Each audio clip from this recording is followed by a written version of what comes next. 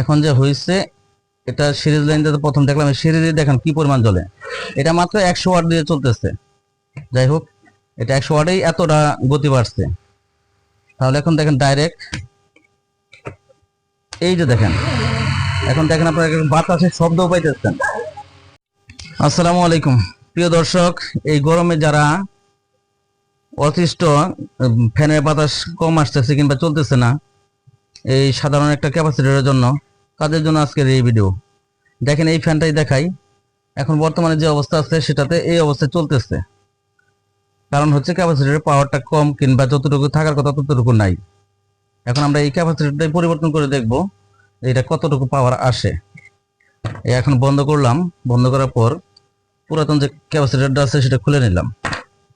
খুলে নিয়ে এই পরিমাণ মতো, এটা ছিল 1.5, এখন আমি এটাতে 2.5 লাগাবো, কারণ ফ্যানটারও বয়স হয়েছে, প্লাস এটার যে পরিমাণ দেওয়া ছিল তার সাথে একটু বেশি লাগাবো যাতে গতিটা সমন্বয় থাকে। তাই বলে এই নয় যে এটার মধ্যে 3.5 কিংবা 5.5 লাগানো লাগবো, তাহলে অনেকটা বেশি হয়ে যাবে, সেক্ষেত্রে ফ্যান পড়ে যাওয়ার সম্ভাবনা আছে। এখন দেখেন এটা কিন্তু ছিল এখানে, এটাকে আমি ফেলে দিয়ে নতুনটা যেটা সংযোগ করব, এখানে কোনো প্লাস মাইনাস নাই। আপনি এটাতে এটা লাগাইতে পারেন, আবার এটাতে এটা লাগাইতে পারেন। আপনাদের বোঝানোর ক্ষেত্রে বলতেছি, এটা লাল লাল ছিল, ঠিক আছে, আমি লাল লাল দিতে হবে তার কোনো শর্ত নাই। এখানে আমি কালোটা দিতে পারি। আচ্ছা, কালোটা দিয়েই দেখাই আপনাদের, তাহলে বিশ্বাস আসবে।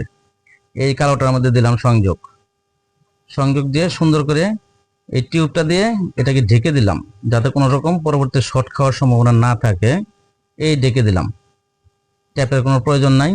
এটাতে কালোটাতে লাল দিলাম, তাতে কোনো সমস্যা নাই। আমি প্রথমেই বলছি যে এটাতে কোনো প্লাস মাইনাস নাই।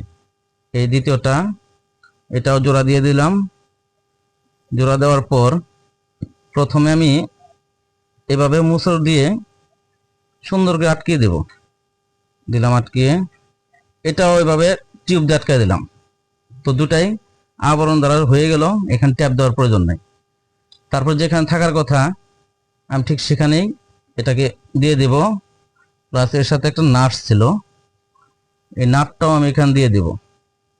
বিনিময়ে দেখা গেল যেখানকার জিনিসটা সেখানে পড়ে গেল, তাতে আর কোনো সমস্যাও থাকবে না। এই যে নাটটা এখানে ছিল, আমি আগেই খুলে নিয়েছিলাম যাতে ভিডিওটা দীর্ঘ না হয়।